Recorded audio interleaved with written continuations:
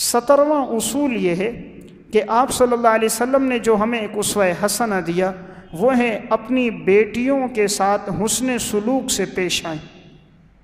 اللہ نے جسے بیٹی کی نعمت عطا فرمائی ہے تو وہ اپنی بیٹیوں کے ساتھ، بہنوں کے ساتھ اچھا سلوک کرے۔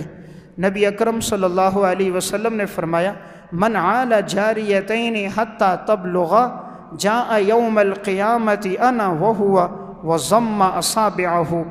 آپ نے فرمایا جس کی 2 بیٹیاں ہوں اور اس نے ان کی پرورش کی یہاں تک کہ وہ بالغ ہو گئی تو وہ قیامت کے دن میرے اتنا قریب ہوگا جس طرح کہ یہ 2 انگلیاں آپس میں ایک دوسرے کے قریب ہیں، یعنی وہ جنت میں میرا اتنا قریب ہوگا جتنا کہ یہ 2 انگلیاں آپس میں قریب ہیں۔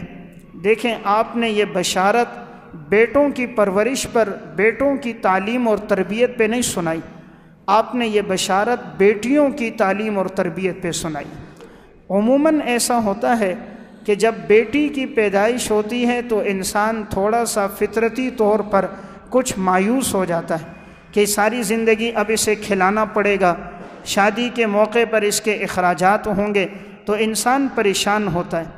بیٹا پیدا ہو تو زیادہ خوشی کا اظہار کرتا ہے، بیٹی کی پیدائش پر اتنی خوشی کا اظہار نہیں کرتا، حالانکہ بیٹی اللہ کی طرف سے رحمت ہے۔ قرآن کریم میں اللہ رب العزت نے جب اولاد کا تذکرہ فرمایا تو بیٹی کا ذکر پہلے فرمایا، یَہَبُ لِمَن یَشَاءُ اِنَاثًا وَیَہَبُ لِمَن یَشَاءُ الذُّکُورَ۔ اللہ جسے چاہتا ہے بیٹیاں دیتا ہے، جسے چاہتا ہے بیٹے دیتا ہے، جسے چاہتا ہے دونوں دیتا ہے، جسے چاہتا ہے بانجھ رکھتا ہے۔ یہاں بیٹیوں کا ذکر پہلے ہے۔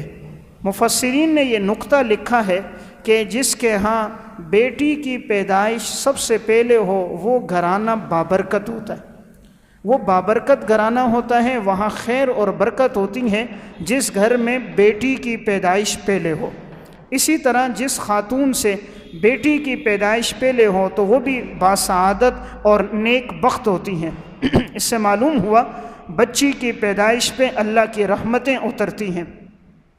احادیث مبارکہ میں بھی اس کا تذکرہ ملتا ہے۔